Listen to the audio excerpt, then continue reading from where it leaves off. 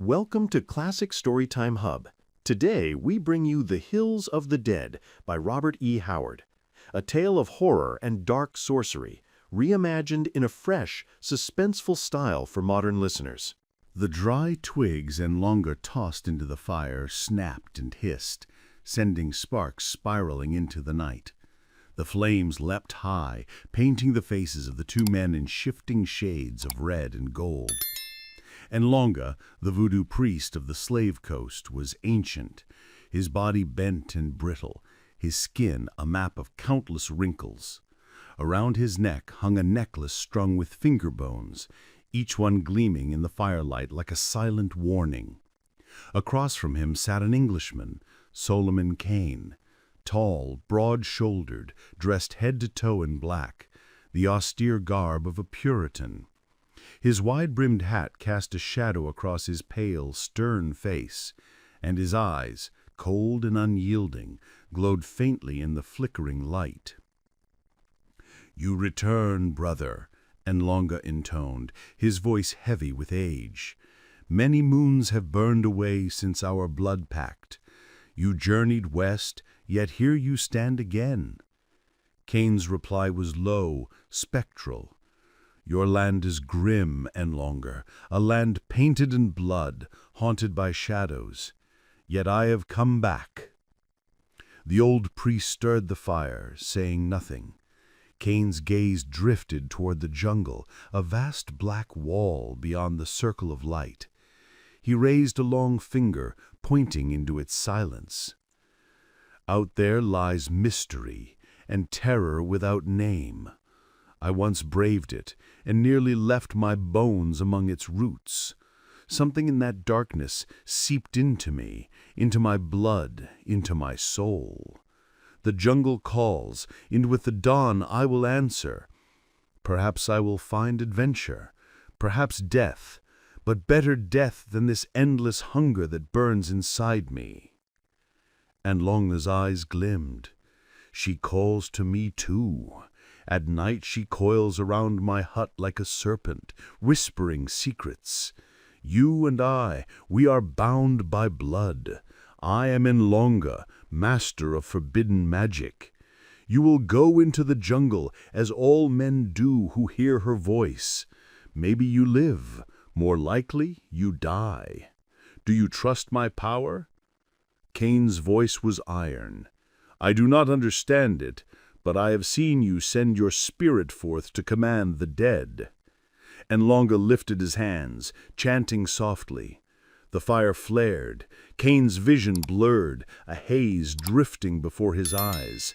Through the mist, he glimpsed Longa's silhouette, dark against the flames. And then it was gone. Kane jolted awake, his hand instinctively snapping to the pistol at his belt.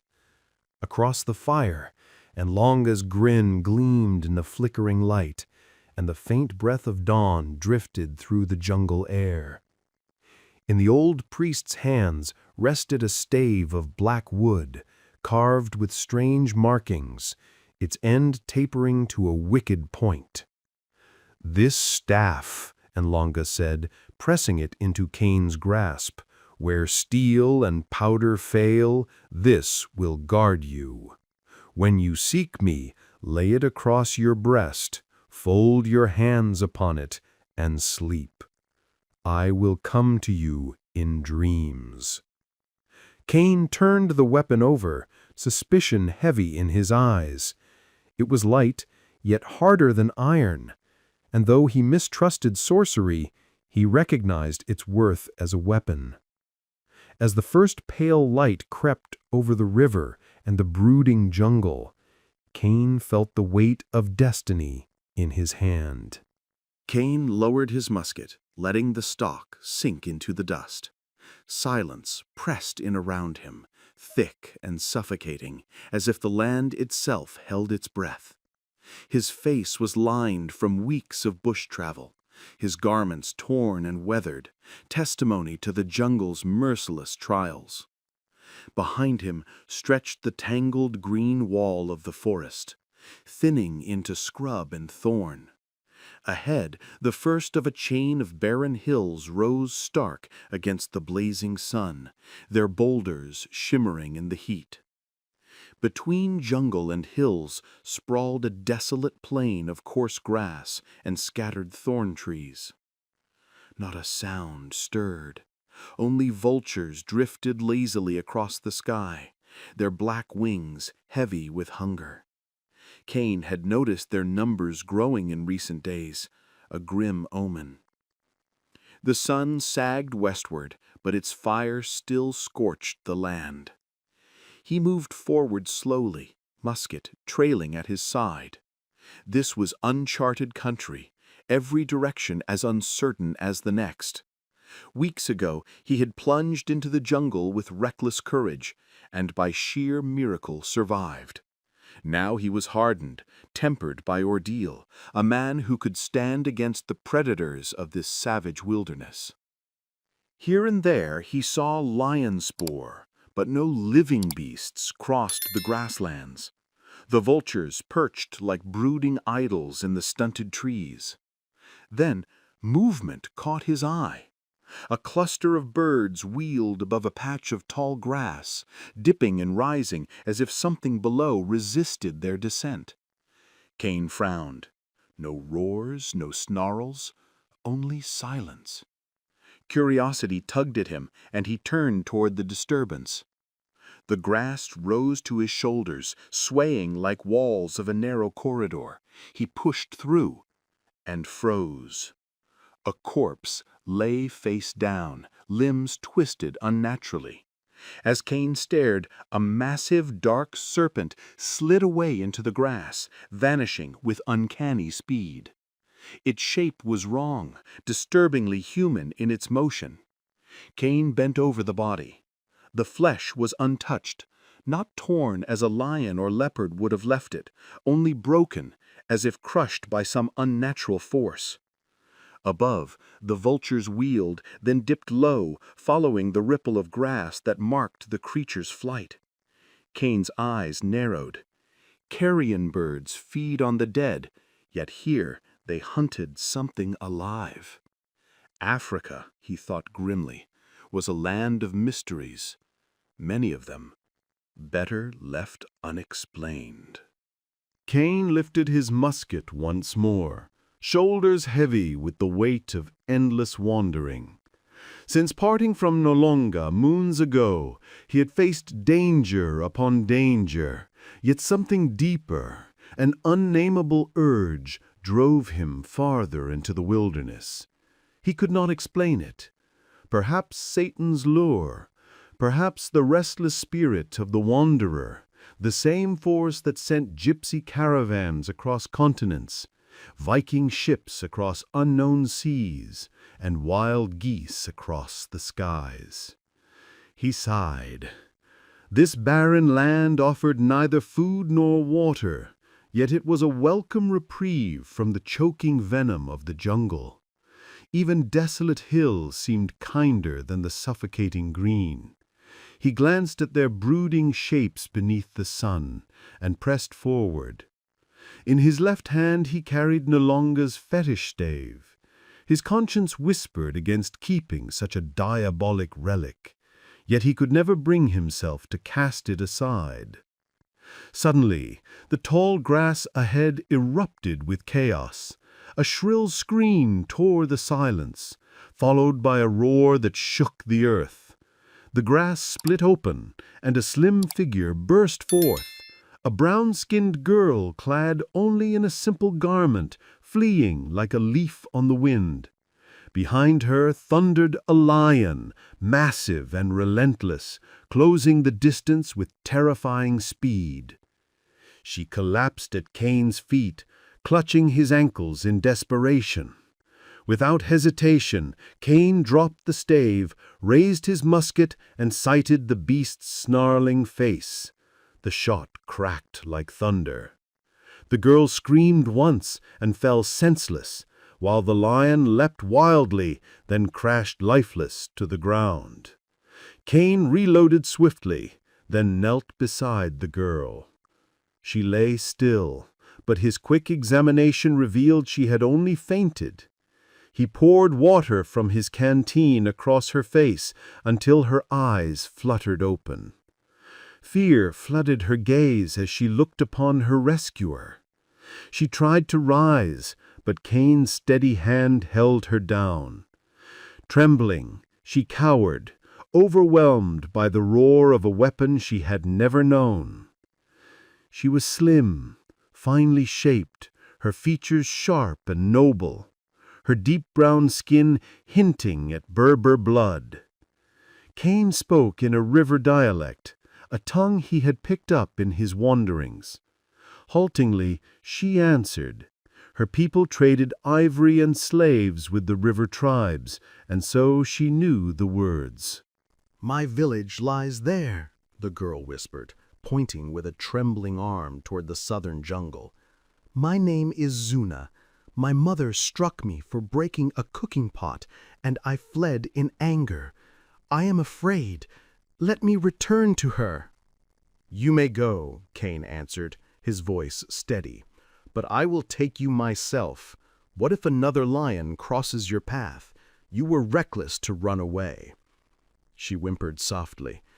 "Are you not a god?" Kane's eyes darkened. "No, Zuna, I am only a man, though my skin is not as yours. Lead me to your village." She rose reluctantly, her tangled hair shadowing her wary gaze. To Kane she seemed like a frightened fawn, fragile yet resilient.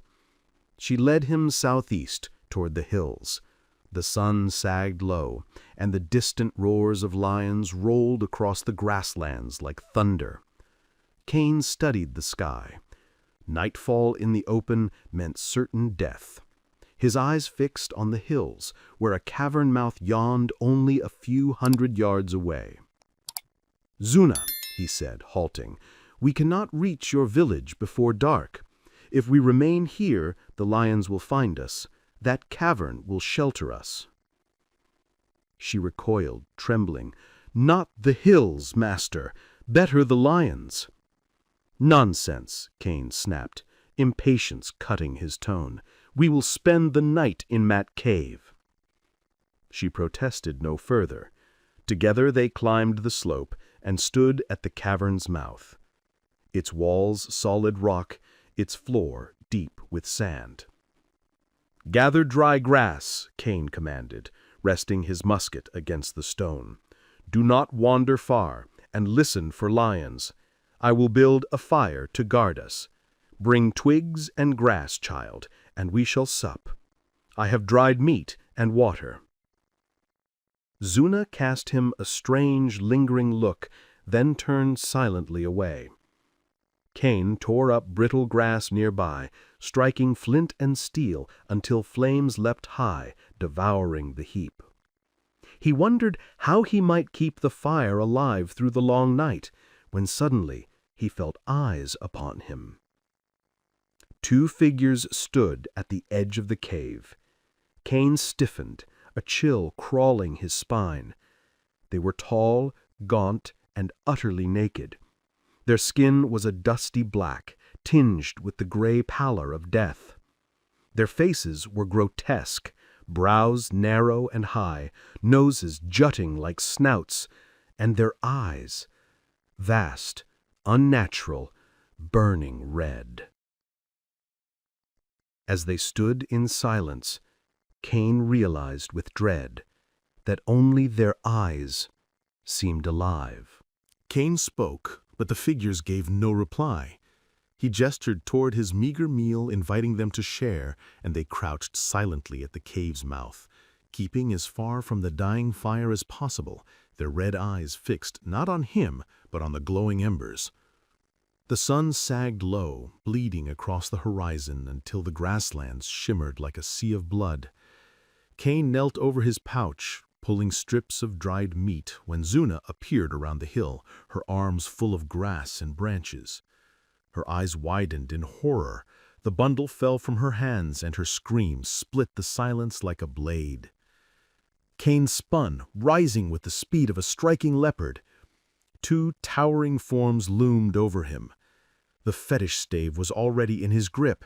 He drove it through the chest of the nearest attacker, the point bursting out between the creature's shoulders. But the second seized him, long arms coiling like iron, dragging him down.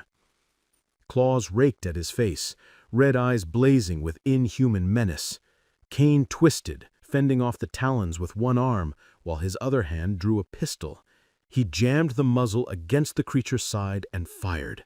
The body jolted with the shot, yet its lips only peeled back in a ghastly grin. One arm slid beneath Kane's shoulders, the other clamped into his hair, forcing his head back with irresistible strength. His neck strained, ready to snap. Desperation surged. He hurled himself backward, breaking free for an instant, only to feel the claws clutching again. With volcanic fury, Kane swung the empty pistol. The barrel crashed against the creature's skull, caving it in like brittle stone. Yet still the lips writhed in mocking defiance. Panic clawed at Kane's mind. What manner of being was this that shrugged off bullet and bludgeon alike? Surely no man, but a spawn of hell itself. He heaved with explosive force, dragging the struggle into the smoldering ashes at the cave's mouth. Heat seared his skin, but the creature shrieked in agony. Its talons slackened, its grip faltered, and Kane tore himself free.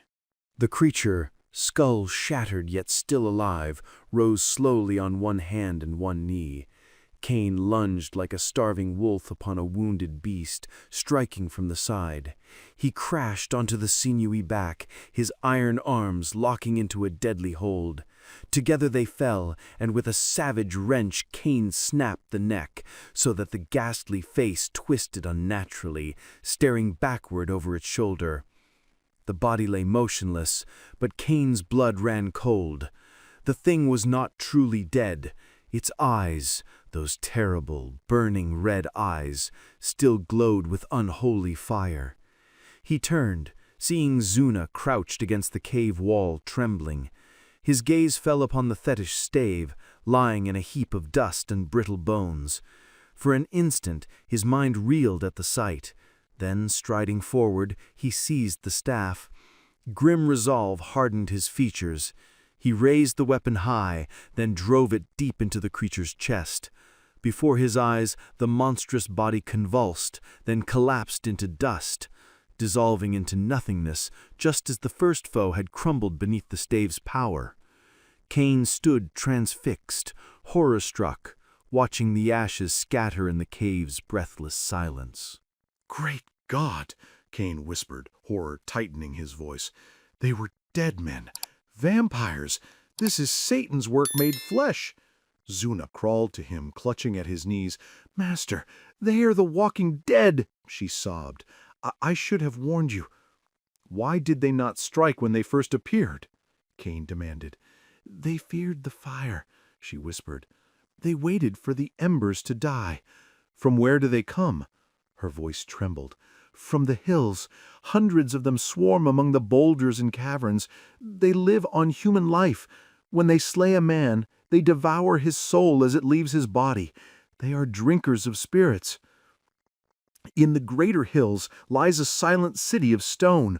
Long ago, in the days of my ancestors, these people ruled the land. They were human, but not as we. My forefathers rose against them, and their magicians cursed the dead to walk forever.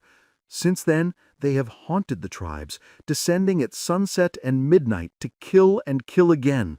Men and beasts flee them, for only fire can destroy them." Kane lifted the voodoo stave, his face grim. "Then fire shall be our weapon. Black magic must fight black magic. I know not what spell and longa bound into this staff, but it has power." "You are a god," Zuna whispered in awe.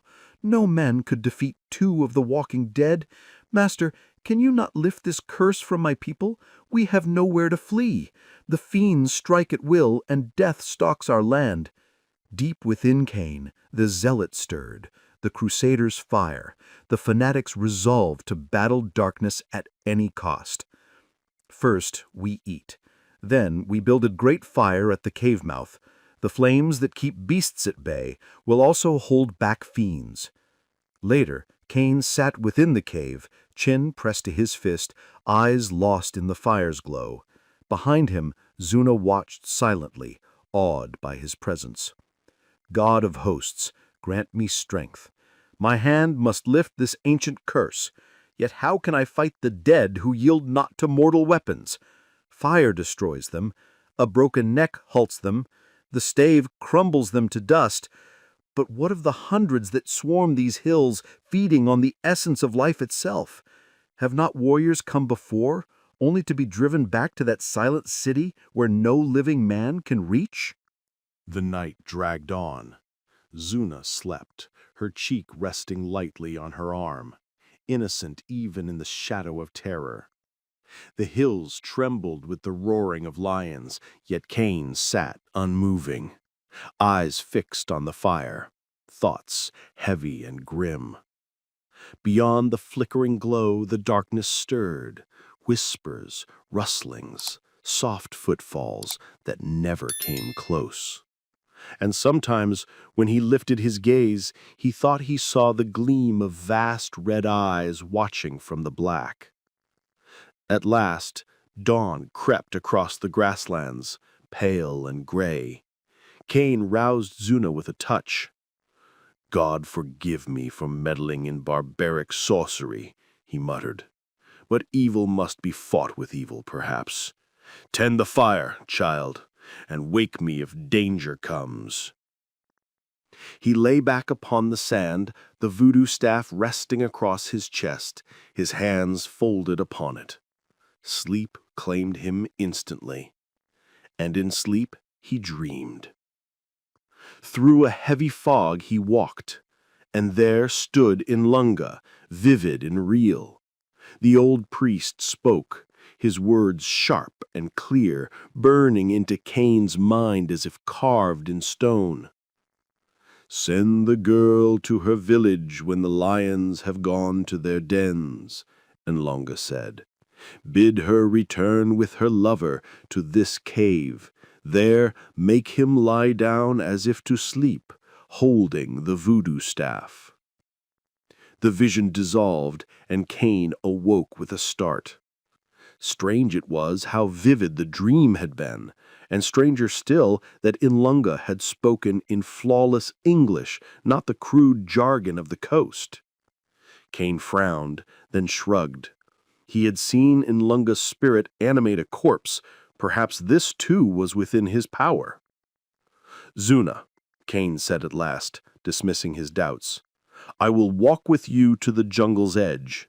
From there you must go to your village and return here with your lover." "Kron," she asked softly. "Whatever his name may be," Kane replied. "Eat now, and then we go." The sun dipped westward, casting long shadows across the hills. Kane sat alone in the cave, waiting. He had escorted Zuna safely to the edge where jungle gave way to grassland, but guilt gnawed at him for sending her on alone. Now, in the silence, his thoughts turned inward. Was he damning his soul forever by wielding the sorcery of a black magician, blood brother or not?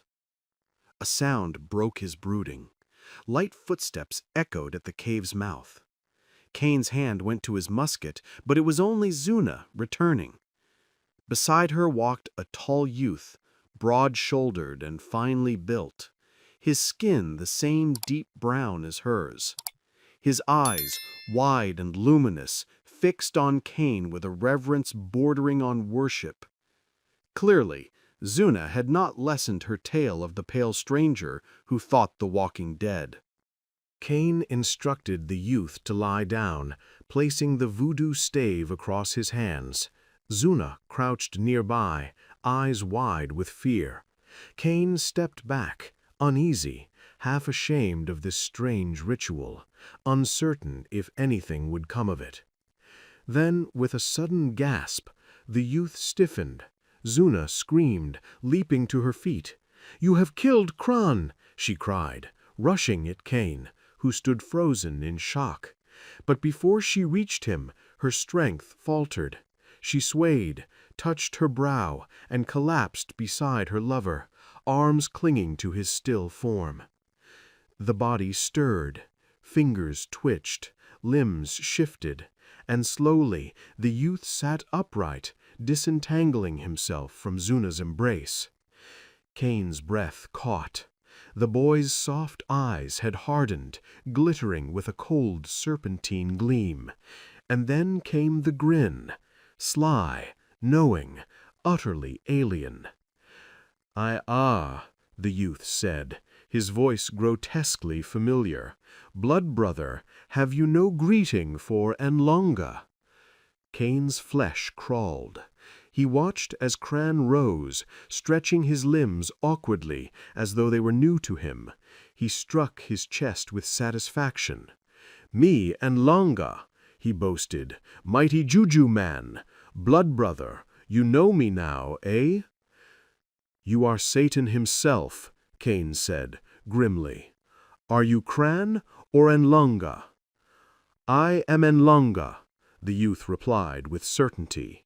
"My body sleeps in a juju hut, far on the coast. I borrow Cran's body for a time. My spirit travels 10 days' march in a single breath, 20 in the same moment. I cast Cran's ghost aside, and the girl's too, for now. They will return." "This is devil's work," Kane muttered. "Yet I have seen fouler magic from you. Shall I call you Enlonga or Cran?" "Cran? Ha! Bodies are but clothes. I am Enlonga, wearing this one for now. Soon Cran will live again, and I will return to my own flesh. But here in this body, I am Enlonga." Kane nodded slowly. Truly, this was a land of horror and enchantment, where even the voice of Enlonga could speak from another man's chest, and his serpent eyes could gleam from the face of a handsome youth. "This land I have known for ages," Enlonga said, his tone suddenly sharp, all business. "The dead here wield mighty juju. No need for wasted words. I spoke to you in dreams, blood brother. You wish to wipe them out, these walking corpses, yes?" Kane's face hardened, his voice low and grim. "It is an abomination against nature. In my country they are called vampires. Never did I imagine I would find an entire nation of them." "Now we seek the stone city," Enlonga declared. Kane's voice was edged with irony. "Why not send your wandering spirit to destroy these fiends?" "Ghost must have a body to work through," Enlonga replied simply. "Sleep now. Tomorrow we begin." The sun had set, and the fire flickered at the cave's mouth. Kane glanced at the girl's still form, lying where she had fallen, and prepared himself for rest. He instructed, "Wake me at midnight, and I will keep watch until dawn." But when Enlonga shook his arm, Kane opened his eyes to see dawn already reddening the horizon. "It is time," said the fetish man. Kane frowned. "And the girl, are you certain she lives?" "She lives, blood brother." "In God's name we cannot leave her here unguarded. Some prowling beast might—" "No lion will come," Enlonga interrupted. "The scent of the vampires lingers, mixed with man's scent. Lions fear both. No beast will dare. And," he laid the voodoo stave across the cave entrance, "that is mighty juju," he said. "You saw how the vampire crumbled to dust when touched by it. None of their kind will dare approach. I gave it to you because even beyond these hills a man may meet a corpse walking in the jungle shadows. All the dead must feed on life, or rot like wood." "Then forge many such rods," Kane pressed, "and arm the people." Enlonga shook his head violently. "Impossible. This stave is ancient, older than memory. No man alive knows its making. I used its power to guard you when we made blood pact on the coast. Today we scout and run. Leave it here to guard the girl." Kane shrugged, though his eyes lingered on her motionless shape. He would never have left her so lightly had he not believed in his heart she was already gone. He had touched her flesh. It was cold. The sun rose over the barren hills as Kane and the Longa climbed higher, winding through ravines and scrambling past massive boulders. The slopes were riddled with dark, gaping caves, silent mouths that seemed to breathe menace. Kane's skin prickled as he imagined the horrors lurking within. "They sleep there," Nalonga said, his voice low. "The vampires hide in caves all day, waiting for sunset. Each cave is full of the dead." The sun blazed hotter, baking the clay slopes until the air shimmered. Silence hung over the land like a monstrous weight. At times, Kane thought he glimpsed a shadow sliding behind a rock, vanishing before his eyes. "They feared the vultures," Nalonga chuckled. "No fool vulture. He knows death when he sees it. He will tear at a corpse, whether it lies still or walks." Kane shuddered violently. "Great God, is there no end to the horror of this land? Truly it is consecrated to darkness." His eyes burned with a dangerous light. Even his iron nerves were fraying under the heat, the solitude, and the unseen terrors pressing in from every side. "Keep your hat on, blood brother," Nalonga said with a gurgling laugh. "The sun will strike you dead if you do not." Kane shifted the musket he refused to leave behind and pressed onward in silence. At last they mounted a rise and looked down upon a plateau. In its center sprawled a city of stone, silent, gray, and crumbling with age. Kane felt the weight of centuries in its ruins. The walls and houses were built of massive blocks, yet they sagged and collapsed. Grass sprouting high in the streets of that dead city. No movement stirred among the ruins. "That is their city," Kane whispered. "Why do they choose the caves instead?" "Maybe the stones fall and crush them," Nalonga shrugged. "Maybe they do not trust each other. Maybe they even feed upon one another." Kane's voice dropped to a whisper. "Silence. How it hangs over everything." "They do not speak," Nalonga replied. "They are dead.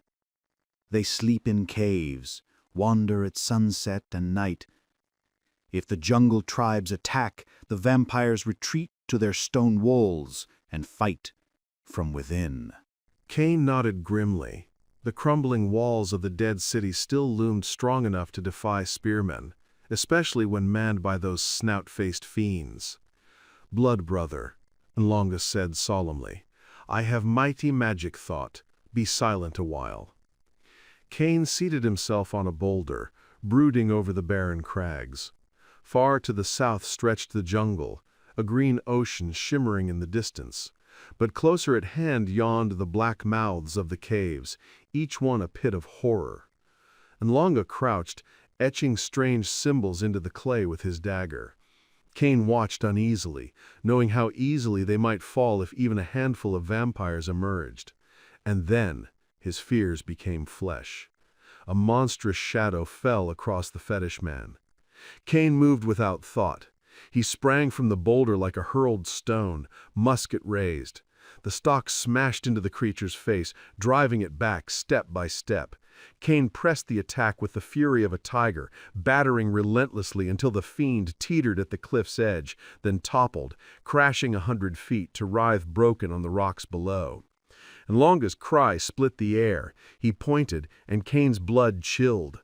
The hills were vomiting forth their dead. From the caves they swarmed, black, silent shapes with burning eyes. They charged up the slopes, clambered over boulders, a tide of corpses unleashed in a mockery of Judgment Day. Nalonga shouted and sprinted toward a distant crag. Kane followed, taloned hands clawing at them from behind rocks, tearing their garments. From the caves, mummified horrors lurched out, gibbering soundlessly, joining the pursuit. The dead pressed close as they scrambled up the final slope, reaching the ledge atop the crag. For a heartbeat, the fiends paused, then surged upward in a wave of red-eyed fury. Kane swung his musket like a club, smashing faces, knocking aside clawing hands. The wave broke, faltered, then surged again. Kane fought in silence, his rage as wordless as theirs, his musket rising and falling in a storm of steel and desperation. He could not kill them. The words hammered in Kane's skull like iron on an anvil as he swung his musket in savage arcs, splintering bone and smashing skulls. Again and again he hurled them back, but the fiends rose, relentless, pressing forward with their red, burning eyes. This could not last. What in God's name was Nlonga doing? Kane risked a glance. The fetish man stood high upon the ledge, arms lifted, head thrown back, as if invoking powers beyond mortal ken.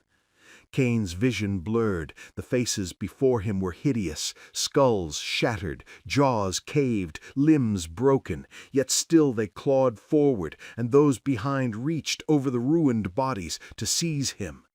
Blood drenched Kane, but it was all his own. From the withered veins of the monsters no drop of living crimson flowed. Then, piercing through the clash of bone and the crash of his musket, came a long, keening cry from Nlonga. It rose high and clear, the only voice in that nightmare struggle. The wave of vampires broke against Kane's legs, dragging him down. Talons tore at his flesh, cold lips sucked at his wounds. He reeled up again, battered and bleeding, sweeping his shattered musket in a desperate arc. For a heartbeat he cleared space, then they closed in once more, and he fell beneath them. This is the end, he thought. But at that instant the press slackened and the sky thundered with wings. Kane staggered to his feet, dazed, ready to fight again, then froze. Down the slope the vampire horde fled, shrieking silently, while above them swooped vast vultures, tearing, rending, sinking their beaks into dead flesh. Kane laughed, wild and broken. Defy man and God if you will, but you cannot deceive the vultures, sons of Satan. They know the living from the dead. On the pinnacle, Nlonga stood like a prophet, arms raised, voice wailing across the hills, and from every horizon they came, vultures, endless vultures, blackening the sky, blotting out the sun. Darkness fell as wings beat in a storm. They dived into the caverns, talons ripping, beaks clashing, feasting at last upon the horrors that had long denied them. The vampires fled in a black tide toward their ancient city. Centuries of vengeance had finally descended upon them, and their last refuge was the heavy walls that had once defied human spears. Beneath those crumbling roofs they sought shelter, but Nlonga only laughed, his voice echoing across the cliffs. When the last fiend had vanished inside, the vultures settled like a living cloud over the doomed city, lining the walls and towers, sharpening beaks and claws in anticipation. Nlonga struck flint to dry leaves. The bundle flared instantly, and with a mighty swing he hurled it from the cliff. It fell like a blazing star, showering sparks across the plateau. The tall grass caught, leaping into flame. From the city below, fear seemed to rise like a white fog. Kane's smile was grim.